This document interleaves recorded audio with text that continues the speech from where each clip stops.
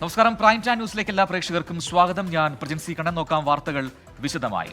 മണിപ്പൂരിൽ തെരഞ്ഞെടുപ്പിനിടെ സംഘർഷമുണ്ടായ 11 പോളിംഗ് സ്റ്റേഷനുകളിൽ റീപോളിംഗ്. തിങ്കളാഴ്ചയാണ് വീണ്ടും വോട്ടെടുപ്പ് നടക്കുക. ബൽറാം നെടുങ്ങാടി നൽകും ഡൽഹിയിൽ നിന്ന് അതിന്റെ കൂടുതൽ വിവരങ്ങൾ.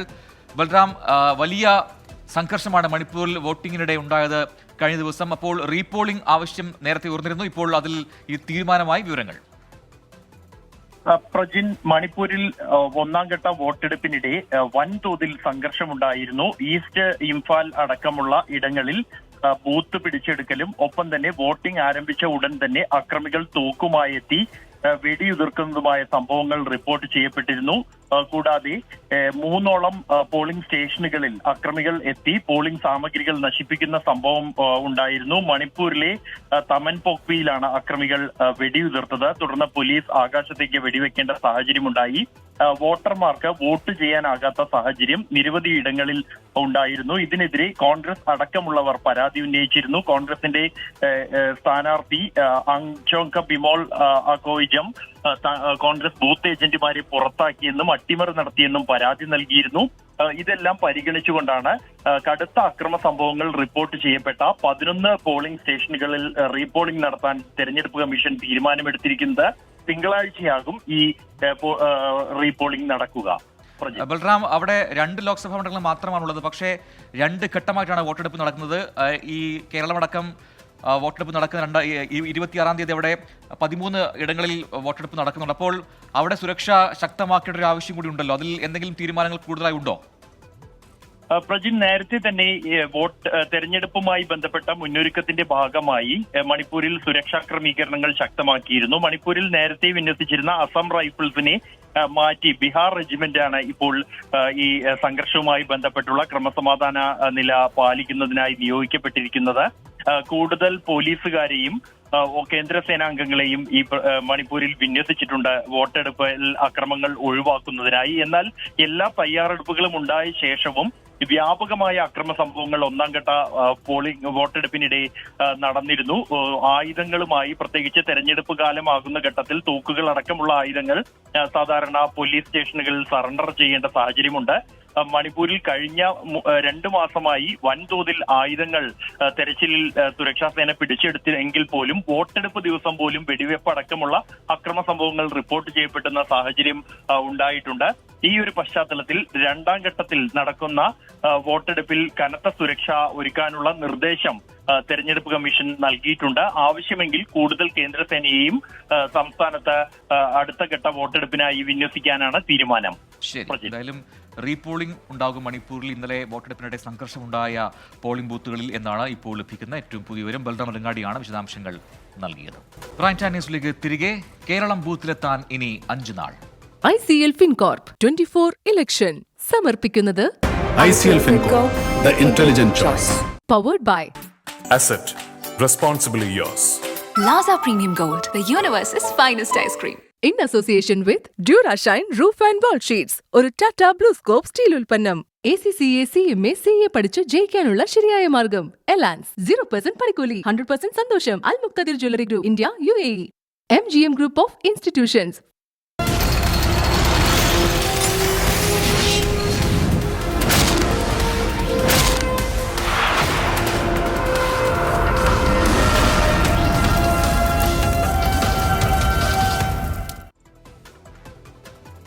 വടകരയിലെ സൈബർ ആക്രമണ പരാതികളിൽ വീണ്ടും case. K Rama MLA, LDF നേതാവ് പനോളി വിൽസൺ എന്നിവർ നൽകിയ പരാതിയിലാണ് കോഴിക്കോട് റൂറൽ സൈബർ പോലീസിന്റെ നടപടി. വടകരയിലെ സൈബർ ആക്രമണവുമായി ബന്ധപ്പെട്ട് വിളിച്ച വാർത്താ സമ്മേളനത്തിന്റെ വീഡിയോ ഷാഫി പറമ്പിലിനെ അപകീർത്തിപ്പെടുത്തും വിധം എഡിറ്റ് ചെയ്ത് പ്രചരിപ്പിച്ചെന്നാണ് കെ രമ MLAയുടെ പരാതി. ശശീന്ദ്രൻ വടകര, സത്യൻ NB എന്നീ ഫേസ്ബുക്ക് അക്കൌണ്ടുകളിലൂടെ വ്യാജപ്രചാരണം നടത്തിയെന്ന് കാണിച്ചാണ് കോഴിക്കോട് റൂറൽ സൈബർ പോലീസിന് കെ രമ MLA പരാതി നൽകിയത്. കെ ശൈലജയ്ക്കെതിരെ ഫേസ്ബുക്കിലൂടെ അപകീർത്തി പരാമർശം നടത്തിയെന്ന പരാതിയിലും സൈബർ പോലീസ് കേസെടുത്തു. വ്യത്യസ്ത ചിന്തകളെന്ന ഫേസ്ബുക്ക് ഗ്രൂപ്പ് വഴി മതസ്പർദ്ധ ഉണ്ടാക്കിയെന്നാണ് LDF നേതാവ് പനോളി വത്സൻ നൽകിയ പരാതി. കലാപാഹ്വാനം, സ്ത്രീകളെ അധിക്ഷേപിക്കൽ എന്നീ വകുപ്പുകൾ ചേർത്താണ് കേസ്. വടകരയിലെ സൈബർ അധിക്ഷേപ പരാതിയുമായി ബന്ധപ്പെട്ട് ഇതുവരെ 6 കേസുകളാണ് എടുത്തത്. 24 കോഴിക്കോട്. വ്യക്തിഹത്യയിൽ പതറില്ലെന്ന് വടകരയിലെ LDF സ്ഥാനാർത്ഥി കെ ശൈലജ. എത്ര നുണ പ്രചരിപ്പിച്ചാലും വടകരയിലെ ജനത്തിന് തന്നെ അറിയാമെന്നും കെ ശൈലജ പറഞ്ഞു. സൈബർ ആക്രമണത്തിൽ തനിക്കെതിരായ ആരോപണങ്ങൾ തെരഞ്ഞെടുപ്പിനെ ബാധിക്കില്ലെന്ന് UDF സ്ഥാനാർത്ഥി ഷാഫി പറമ്പിലും പ്രതികരിച്ചു. തെരഞ്ഞെടുപ്പ് അടുക്കുംതോറും വ്യക്തിഹത്യ ആരോപണത്തിൽ കൂടുതൽ കലുഷിതമാവുകയാണ് വടകര. വടകരയിലെ ജനങ്ങൾക്ക് തന്നെ അറിയാമെന്നും വ്യക്തിഹത്യയിൽ പതറില്ലെന്നും LDF സ്ഥാനാർത്ഥി കെ ശൈലജ. സൈബർ ആക്രമണം നടത്താൻ ഒരു കൂട്ടം തന്നെ പ്രവർത്തിക്കുന്നുണ്ടെന്നും ആരോപണം. മറ്റേ ചിത്രം പറഞ്ഞത് ഞാൻ ഒരു പോസ്റ്ററിൽ ഒരു ചിത്രം അതിന്റെ തല മാറ്റിയിട്ട് എന്റെ തല ഒട്ടിച്ചിട്ട് വികൃതമായി കൊടുത്തിട്ടുണ്ടെന്നാ. ആരാ ഈ മനോരോഗികൾ? മുമ്പൊക്കെ ചിലപ്പോൾ ചിലതെല്ലാം ഭരിച്ചിട്ടുണ്ടാവണം, അതായിരിക്കും നല്ല ധൈര്യത്തിൽ ഇങ്ങനെ ഇറങ്ങിയിട്ടുണ്ടാവുക. എനിക്കതിലൊന്നും ഒരു പ്രശ്നമില്ല കേട്ടോ. വ്യക്തിഹത്യ നടത്തി തനിക്ക് തെരഞ്ഞെടുപ്പിൽ ജയിക്കേണ്ടെന്നായിരുന്നു ഷാഫി പറമ്പിലിന്റെ പ്രതികരണം. തനിക്കെതിരെയുള്ള വ്യക്തിഹത്യ ആരോപണം തെരഞ്ഞെടുപ്പിനെ ബാധിക്കില്ലെന്നും ഷാഫി പറമ്പിൽ. ശരിക്കൊരു നോൺ ഇഷ്യൂനെ ഇഷ്യൂ ആക്കുക. ഞങ്ങൾക്കാരും ഈ വ്യക്തിഹത്യയിൽ വിശ്വാസമുള്ളവർ അല്ലെങ്കിൽ വ്യക്തിഹത്യ നടത്തിയിട്ട് തെരഞ്ഞെടുപ്പ് ജയിക്കാൻ നിൽക്കുന്ന ഒരാളല്ല.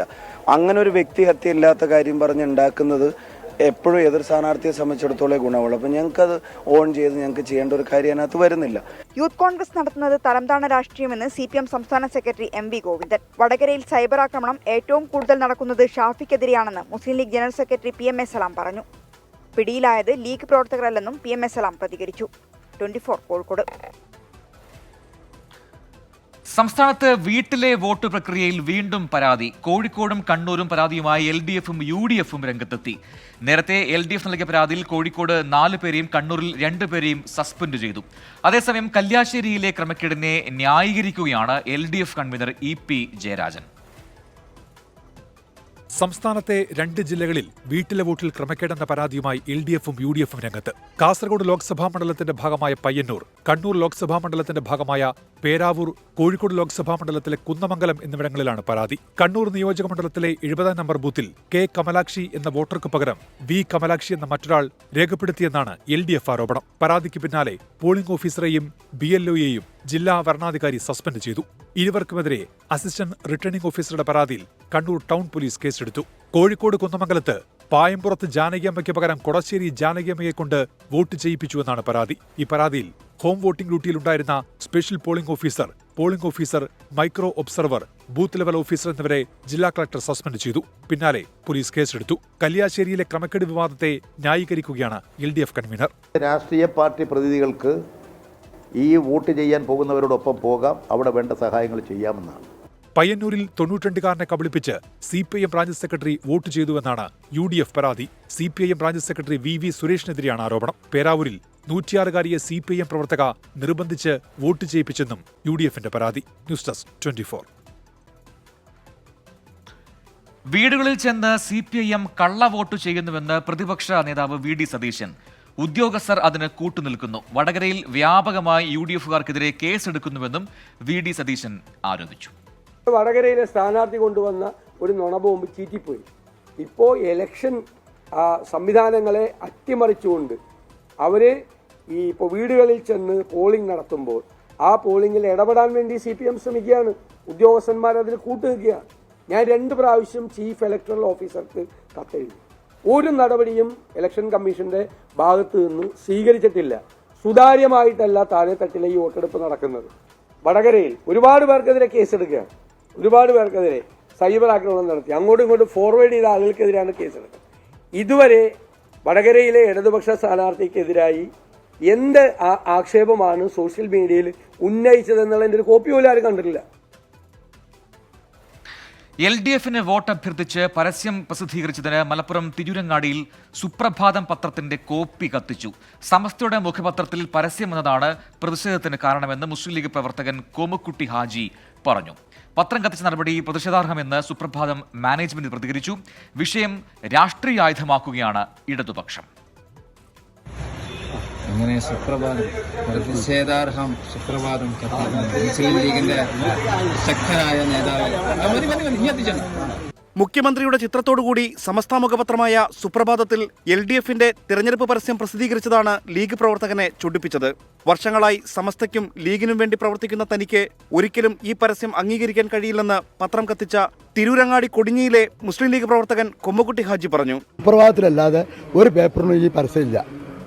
അപ്പോൾ എനിക്കിങ്ങനെ ദേഷ്യം പിടിച്ചു. കാരണം നമ്മൾ സമസ്തക്ക് വേണ്ടിയിട്ട് എല്ലാം അനുഭവിക്കണ്, എല്ലാം ചെയ്യണ്. ഇതിൽ തങ്ങന്മാരും മുത്തുകോതങ്ങളെയും സാധിക്കലങ്ങളൊക്കെ ഞാൻ ബഹുമാനിക്കുന്ന ആളാണ്. പക്ഷേ പെട്ടെന്നൊരു പ്രഷർ കാരണത്താൽ ഈ പേപ്പർ വേണ്ട എന്നാണ്ട് കത്തിച്ചു. സുപ്രഭാതത്തിൽ LDF പരസ്യം വന്നത് ബിസിനസിന്റെ ഭാഗമാണെന്നും സംഘടനയുടെയോ പത്രത്തിന്റെയോ നിലപാടല്ലെന്നുമാണ് ലീഗിന്റെ പ്രതികരണം. അല്ല അത് വേറെ വിഷയം, പരസ്യമല്ലേ പരസ്യം.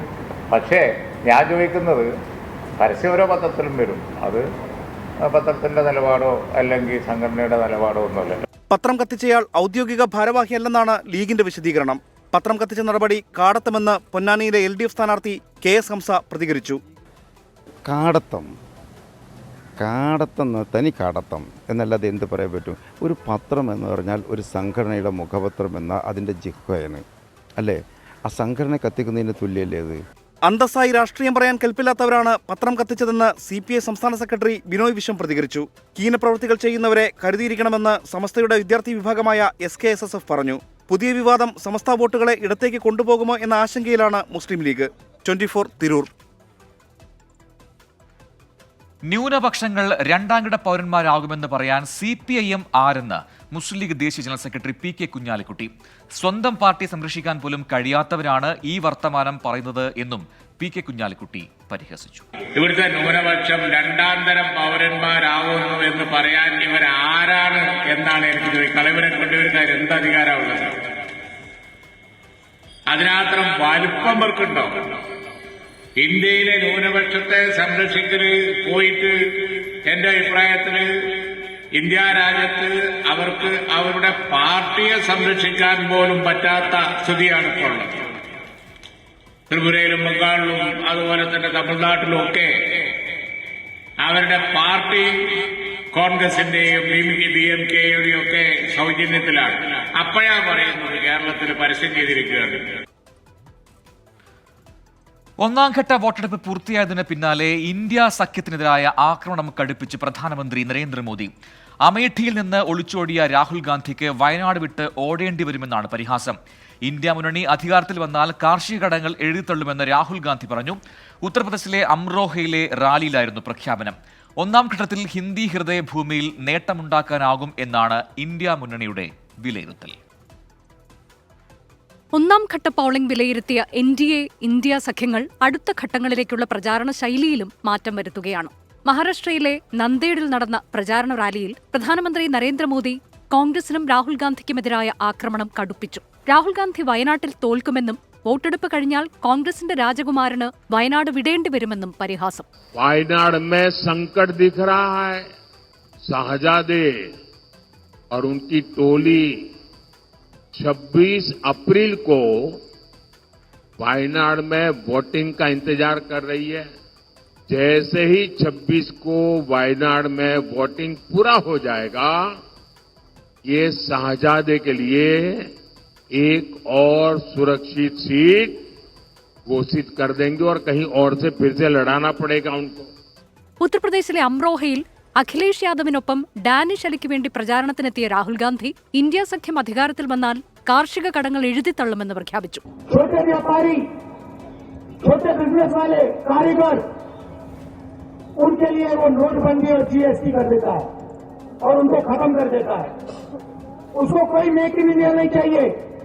കോടീശ്വരന്മാർക്ക് മോദി നൽകിയ അത്രയും പണം പാവപ്പെട്ടവർക്ക് ഇന്ത്യ സഖ്യം നൽകുമെന്നും രാഹുൽ ഗാന്ധി പറഞ്ഞു. ഒന്നാം ഘട്ടത്തിൽ രാജസ്ഥാൻ, ബീഹാർ, ഉത്തർപ്രദേശ് തുടങ്ങിയ സംസ്ഥാനങ്ങളിൽ മെച്ചപ്പെട്ട പ്രകടനം കാഴ്ചവെക്കാനായി എന്നാണ് ഇന്ത്യയുടെ വിലയിരുത്തൽ. രാമക്ഷേത്ര നിർമ്മാണം താഴെത്തട്ടിൽ ചർച്ചയാക്കാൻ BJPയുടെ നേതൃത്വം നിർദ്ദേശം നൽകി.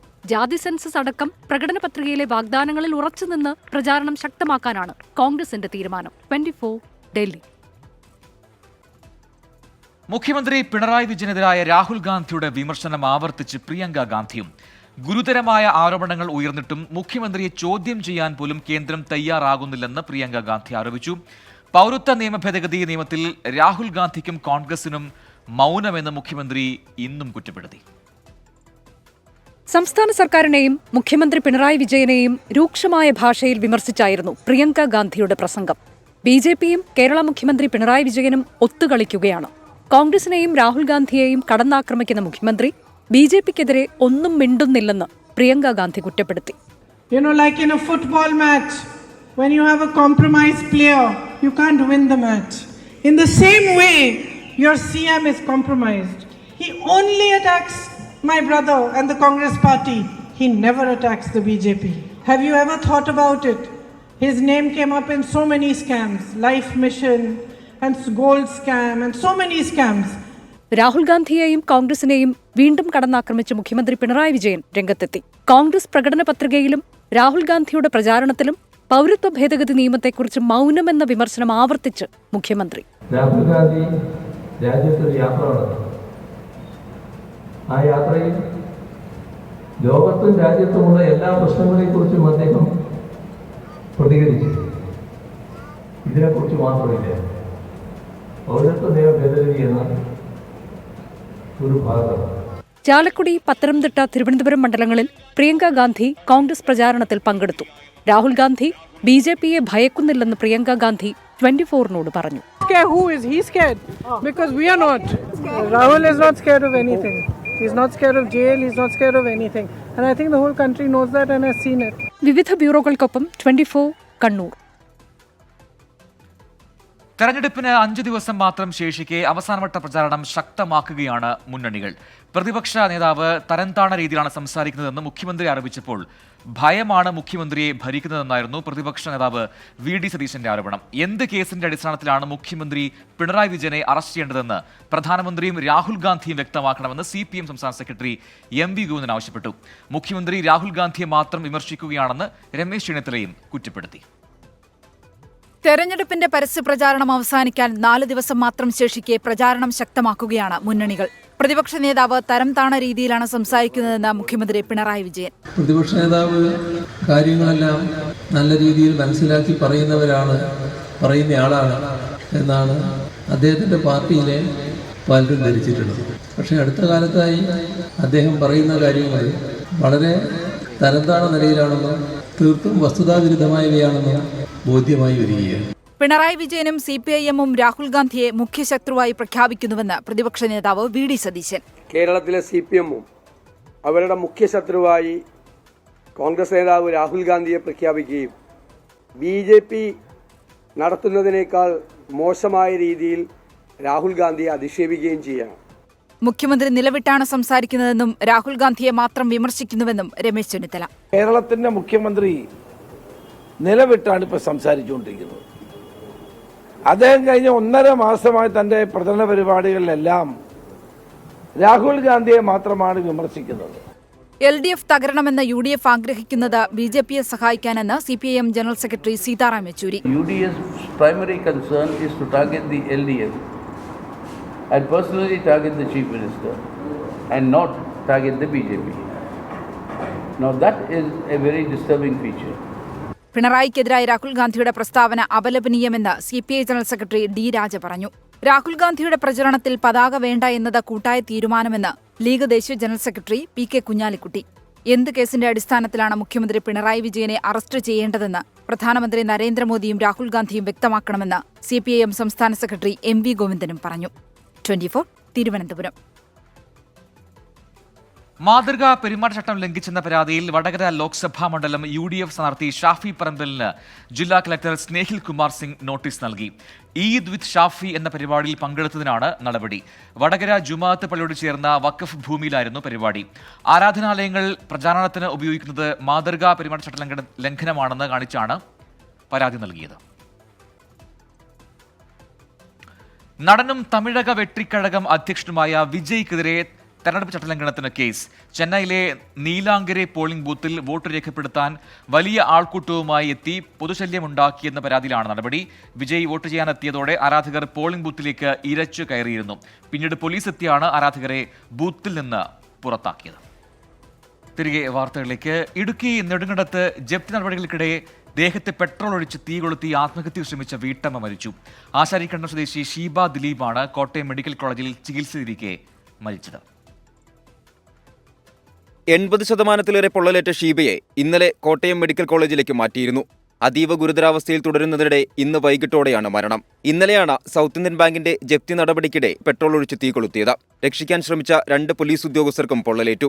അപകടനില തരണം ചെയ്തവർ ചികിത്സയിലാണ്. ജപ്തി നടപടിക്കെതിരെ ശക്തമായ പ്രതിഷേധമാണ് ഉയരുന്നത്.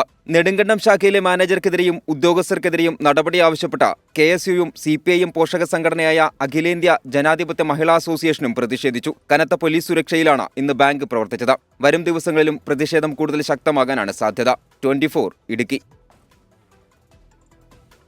പൂരപ്രേമികളുടെ മനസ്സ് നിറച്ച് 36 മണിക്കൂർ നീണ്ടുനിന്ന തൃശൂർ പൂരത്തിന്റെ ചടങ്ങുകൾക്ക് പരിസമാപ്തിയായി. തിരുവമ്പാടി പാറമേക്കാവ് ഭഗവതിമാർ ശ്രീമൂലസ്ഥാനത്ത് ഉപചാരഞ്ജലി പിരിഞ്ഞു. 2025 മെയ് 6-നാണ് അടുത്ത വർഷത്തെ പൂരം.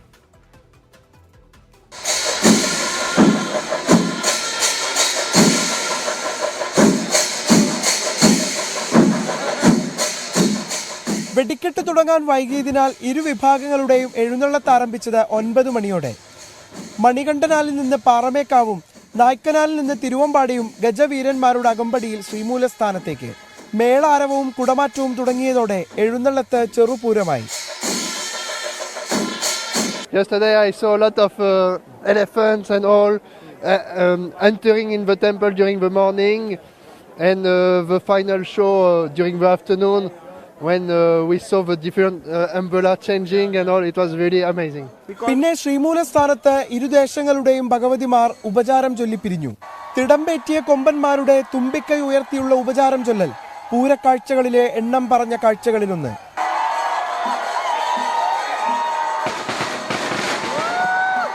പ്രധാനമായും സ്ത്രീകളെ ഉദ്ദേശിച്ചുള്ളതാണ് ദേശക്കാരുടെ പൂരം. പിന്നെ കാതടപ്പിച്ച ഉച്ചവെടിക്കെട്ട്.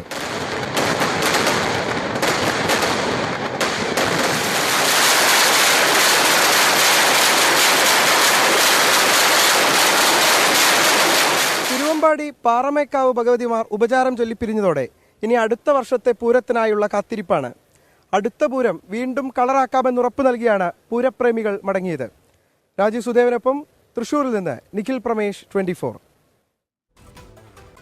തൃശൂർ പൂരം അവസാനിച്ചിട്ടും വിവാദങ്ങൾ തുടരുകയാണ്. ഇന്നലെ തൃശൂരിൽ പോലീസ് നടത്തിയ അനാവശ്യ നിയന്ത്രണങ്ങൾക്കെതിരെ രാഷ്ട്രീയ നേതാക്കളും കടുത്ത വിമർശനമാണ് ഉന്നയിക്കുന്നത്. അതേസമയം എന്താണ് സംഭവിച്ചതെന്ന് പരിശോധിക്കുമെന്ന് മന്ത്രി കെ രാജനും CPIM സംസ്ഥാന സെക്രട്ടറി MV ഗോവിന്ദനും വ്യക്തമാക്കി. പൂരം അവസാനിച്ചിട്ടും സോഷ്യൽ മീഡിയയിൽ പോലീസിനെതിരായ പൂരം അവസാനിച്ചിട്ടില്ല. പോലീസ് ഇടപെടൽ മൂലം പൂരം വെടിക്കെട്ട് തടസ്സപ്പെട്ടതിലാണ് കേരള പോലീസിന്റെ ഔദ്യോഗിക പേജിൽ ഉൾപ്പെടെ പൂരപ്രേമികൾ വിമർശനം ശക്തമാക്കുന്നത്.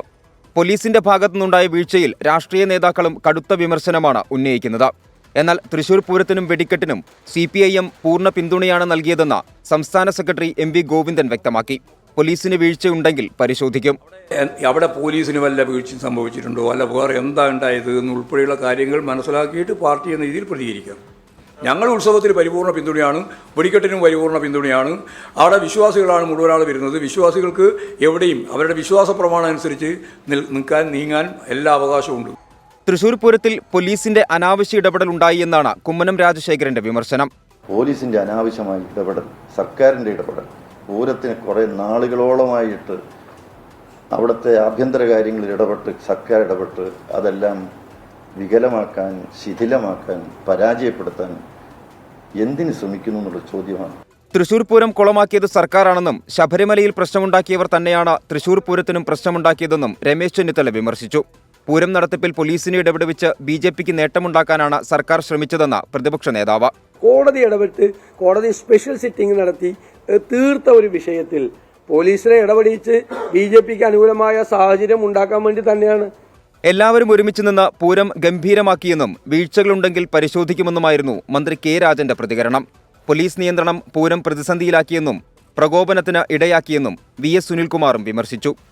24 തൃശൂർ. IPL അപ്ഡേറ്റുകൾ വരുന്നു. ഹൈദരാബാദിന് തകർപ്പൻ ജയം. IPL സൺറൈസേഴ്സ് ഹൈദരാബാദിനാണ് 67 റൺസിന്റെ വലിയ ജയം ഉണ്ടായിരിക്കുന്നത്. 267 റൺസ് പിന്തുടർന്ന ഡൽഹി ക്യാപിറ്റൽസ് 199 റൺസിന് ഓൾ ഔട്ട് ആവുകയായിരുന്നു. നടരാജൻ 4 വിക്കറ്റ് വീഴ്ത്തി തിളങ്ങി. ഒപ്പം 5 ജയത്തോടെ ഇപ്പോൾ ഹൈദരാബാദ് പോയിന്റ് പട്ടികയിൽ 2ാം സ്ഥാനത്തേക്ക് ഉയർന്നിട്ടുണ്ട്. ജനമനസ്സറിഞ്ഞ് സൈക്കിൾ യജ്ഞം.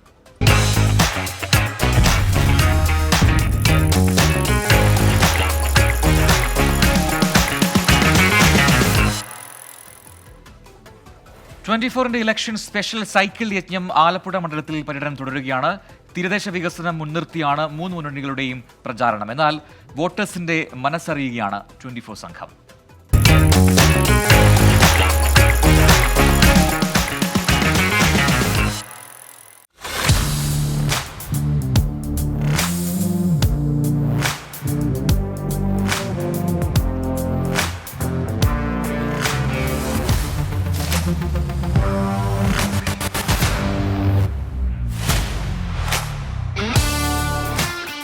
ആലപ്പുഴയുടെ പല പല മേഖലകളിൽ പോയിട്ട് നമ്മൾ ഇങ്ങോട്ട് എത്തി. സത്യം പറഞ്ഞാൽ ഭയങ്കര ചൂടാണ്. എനിക്ക് തോന്നുന്നു ഈ എറണാകുളത്ത് നിന്ന് ഇങ്ങോട്ട് വരുമ്പോൾ ആലപ്പുഴയിൽ ഇച്ചിരി ചൂട് കൂടുതലാണോ എന്ന് തോന്നും. പക്ഷേ നമ്മളിപ്പോൾ നിൽക്കുന്നത് ഈ ബീച്ച് റോഡിലാണ്. തീരദേശ വികസനം തന്നെയാണ് മൂന്ന് മുന്നണികളും ഇവിടെ മുന്നോട്ട് വയ്ക്കുന്ന വിഷയം. മാത്രമല്ല ഹൈവേ വരുന്നുണ്ട്, അതിൻ്റെ പണിയൊക്കെ പുരോഗമിക്കുന്നുണ്ട്. അപ്പോൾ അതിൻ്റെ ആ ഒരു നിർമ്മാണ ഘട്ടത്തിലാണ് അത്. ഇതിന് ഞങ്ങളുടെ ബാക്കിൽ പ്രേക്ഷകർക്ക് കാണാൻ പറ്റും അല്ലേ? 50 വർഷത്തിന് ശേഷം സാധ്യമായിരിക്കുന്ന ആ ഹൈവേ ആണ്, ബൈപ്പാസ് ആണ്. എനിക്കൊന്നും ഈ മണ്ഡലത്തിലെ മൂന്ന് മുന്നണികളും ഒരേപോലെ അവകാശം ഉന്നയിക്കുന്നത് ആ ഹൈവേ തന്നെയാണ്. എടാ, ഈ പണ്ടുള്ളവരൊരു ചൊല്ലു പറയും, നെയ്യപ്പം നിന്ന രണ്ടുണ്ട് കാര്യം. ഇപ്പോൾ ഇവിടെ പറയാൻ കാരണം എന്താ പറയുക, നമുക്ക് ഈ വോട്ടേഴ്സിന് എന്താണ് ഈ വികസനത്തെക്കുറിച്ചും ഇപ്പോൾ മുന്നണികൾ പറയുന്ന അവകാശവാദങ്ങൾ അതിനെക്കുറിച്ച് പറയാനുള്ളത് നോക്കാം. ഒപ്പം നമുക്ക് ഈ ചൂടാണ്. പ്രയുത നേരത്തെ ഒരു കാര്യം പറയണ്ടായിരുന്നു. അപ്പോൾ നാരങ്ങ വെള്ളം കുടിക്കുക അല്ലേ? പോയി നോക്കാം. നമസ്കാരം. എന്തുണ്ട് കുടിക്കാൻ? എന്താ ഇവിടുത്തെ സ്പെഷ്യൽ? ആദ്യമായിട്ട് തുടങ്ങിയത് അല്ലേ? എന്താണ് അതിന്റെ സ്പെഷ്യൽ? എന്താണ്? പഴവും ചോക്ലേറ്റും പാല് കട്ടയ പാലൊക്കെ ഇരിക്കുന്നത്. എന്താ വേണ്ടത്? അപ്പൊ ഓരോ ഗ്ലാസ് പോരട്ടെ, രണ്ടും ഓരോന്ന് പോരട്ടെ എന്നുള്ള സ്റ്റൈലിലാണ്. ചേട്ടാ, ഇതൊക്കെ മാറ്റി വെച്ചിട്ടേ നമ്മൾ ഈ മൂന്ന് പേരും നല്ല കട്ടയ്ക്ക് മത്സരിച്ചുകൊണ്ടിരിക്കുകയാണ് ഇവിടെ അല്ലേ? അപ്പൊ എല്ലാവരും പറയുന്നത് തീരദേശ വികസനം. അപ്പൊ ചേട്ടനിപ്പോ ഇതിന്റെ താഴെ തന്നെയാണല്ലോ. നമുക്ക് എന്താ പറയാനുള്ളത്? ഈ ഒരു വികസനം കൊണ്ട് നമുക്ക് എന്തെങ്കിലും ഗുണമുണ്ടായി? ഇവിടുത്തെ വികസനം എന്ന് പറഞ്ഞാൽ മത്സ്യത്തൊഴിലാളികൾക്ക് പണി വേണം. മത്സ്യത്തൊഴിലാളികൾക്ക് പണിയുണ്ടെങ്കിൽ ഈ തീരദേശം അനങ്ങി നിൽത്തന്നെങ്കിൽ ഞങ്ങൾക്ക് കച്ചവടമുണ്ട്. പിന്നെ ഇവിടെ പൊതുമേഖലയായിട്ടുള്ള എല്ലാ സാധനങ്ങളും അടച്ചുപോയി. അപ്പൊ അങ്ങനെയാണ് ചേട്ടന് പറയാനുള്ളത്. അപ്പൊ ചേട്ടാ, ഇത് മാറ്റിയിട്ട് നമ്മൾ വീണ്ടും ഷാർജ ഷെയ്ക്കിലേക്ക്. അപ്പൊ ഞങ്ങൾക്ക് നല്ല ഏറ്റവും ബ്യൂട്ടിഫുൾ ആയിട്ടുള്ള ഒരു കൂട്ടാ തരാൻ പോണേ അല്ലേ ചേട്ടാ? അപ്പൊ രുചികരമായ ഷാർജ ഷേക്ക് പോരട്ടെ ചേട്ടാ. അപ്പൊ ഷാർജ ഷേക്കിന് വേണ്ടി വെയിറ്റ് ചെയ്യുമ്പോ ചേട്ടൻ എന്താ ചേട്ടാ കുടിക്കാവുന്നേ? കുടിക്കാവുന്നാണോ? ചേട്ടന്റെ പേരെന്താ? നല്ല ഭംഗിയുള്ള സ്ഥലമാണ്. ശരിക്കും പറഞ്ഞാൽ ആലപ്പുഴയെ സംബന്ധിച്ച് പറയുകയാണെങ്കിൽ വ്യത്യസ്തമായ ഭൂപ്രകൃതിയുണ്ട്. ഇതിനെ വേണ്ട രീതിയിൽ ഉപയോഗപ്പെടുത്തുന്നില്ല എന്ന് വേണമെങ്കിൽ പറയാൻ പറ്റും. ഇത് മുമ്പേ ഇല്ലായിരുന്നു. ഞാൻ പറഞ്ഞ 96 മുമ്പേ ഇല്ല. ഇത് ഇദ്ദേഹം വന്നതിന് ശേഷമാണ് വന്നത്. പിന്നെ ഇദ്ദേഹം ടൂറിസം വകുപ്പ് മന്ത്രിയായിരുന്നു.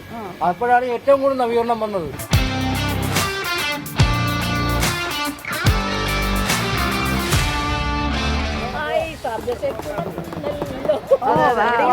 നല്ല രസമുണ്ട് കാണാൻ തന്നെ ഒരു ഭംഗിയുണ്ട്. നല്ല സൗന്ദര്യമുള്ള ഷാർജ ഷേക്കാണ്. അപ്പം പ്രേക്ഷകരെ സാക്ഷി നിർത്തിക്കൊണ്ട് നമ്മൾ ഈ ഷാർജ ഷേക്ക്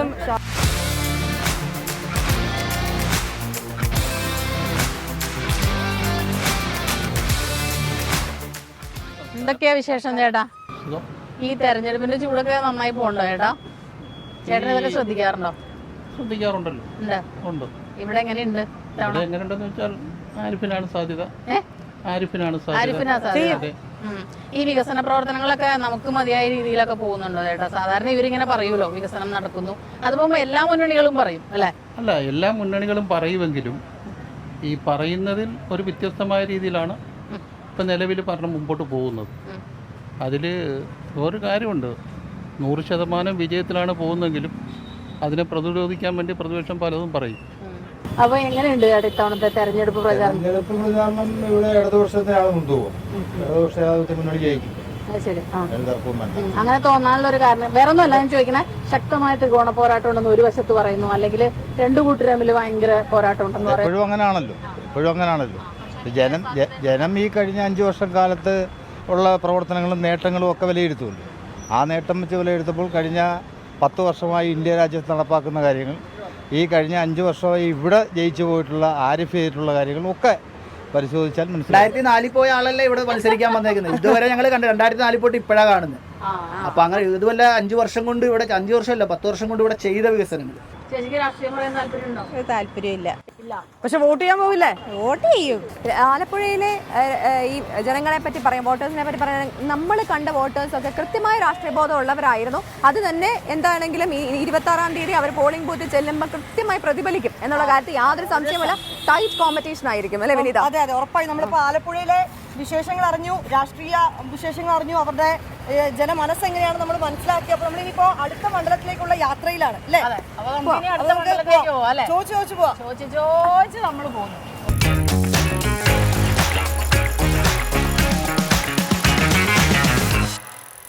തിരികെ വാർത്തകളിലേക്ക്. ഗോവ ഗവർണർ PS ശ്രീധരൻപിള്ളയുടെ ഹെവൻലി ഐലൻഡ്സ് എന്ന പുസ്തകം പ്രകാശനം ചെയ്തു.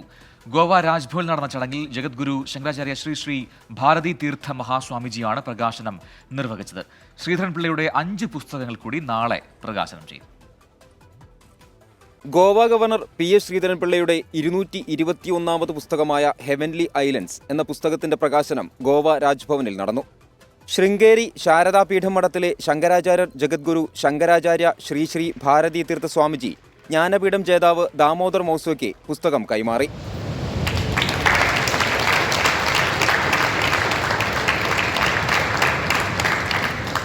The heritage trees of Goa, Vaman വൃക്ഷം, കാല തുടങ്ങിയ PS ശ്രീധരൻപിള്ളയുടെ പുസ്തകങ്ങളുടെ പ്രകാശനം കഴിഞ്ഞ ദിവസമാണ് നടന്നത്. പശ്ചിമബംഗാൾ ഗവർണർ CV ആനന്ദബോസ്, ഉപരാഷ്ട്രപതി ജഗ്ദീപ് ധൻഖർ എന്നിവരായിരുന്നു പുസ്തകങ്ങൾ പ്രകാശനം ചെയ്തത്.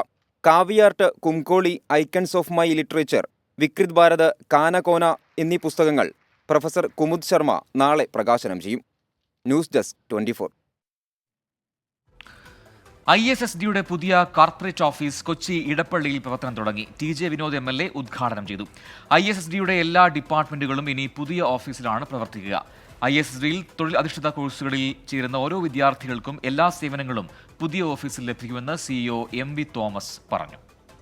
കേരളത്തില് പ്രത്യേകിച്ച് കേരളത്തിലെ യുവതികൾക്ക് പുതിയ തൊഴിലവസരങ്ങൾ, ഒരുപാട് പുതിയ അവസരങ്ങൾ തേടിക്കൊണ്ടുവരാനായിട്ട് ISSDക്ക് സാധിച്ചിട്ടുണ്ട്. ഒരർത്ഥത്തിൽ ഇത്രയധികം തൊഴിലവസരങ്ങൾ, ഏതാണ്ട് ലക്ഷങ്ങൾ, 4 ലക്ഷമോ 5 ലക്ഷമോ മറ്റോ ആണ് തൊഴിൽ ലഭിച്ചിരിക്കുന്നത്, വിദ്യാർത്ഥികൾക്കാണ് തൊഴിൽ ലഭിച്ചിരിക്കുന്നത് കഴിഞ്ഞ 30-32 വർഷത്തിൽ.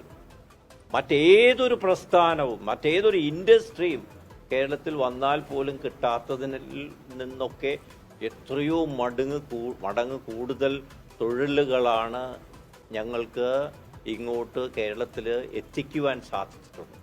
ആ സംതൃപ്തിയോടുകൂടിയാണ് ഞങ്ങൾ ഇന്ന് ഈ ബിൽഡിങ്ങിൻ്റെ ഇനോഗ്രേഷൻ നടത്തുന്നത്. സിജു വിൽസൺ നായകനാകുന്ന ചിത്രം പഞ്ചവത്സര പദ്ധതിയുടെ ട്രെയിലർ പുറത്തിറങ്ങി. കിച്ചാപ്പൂസ് എന്റർടൈൻമെന്റ്സിന്റെ ബാനറിൽ KG അനിൽകുമാറാണ് ചിത്രം നിർമ്മിക്കുന്നത്. PG പ്രേംലാലാണ് സംവിധാനം. സിജു വിൽസൺ നായകനാകുന്ന ചിത്രത്തിൽ പുതുമുഖം കൃഷ്ണേന്ദു A മേനോനാണ് നായികയെ എത്തുന്നത്. ചിത്രം ഏപ്രിൽ 26-ന് തിയേറ്ററുകളിൽ എത്തും. Prime time news പൂർത്തിയാവുന്നു.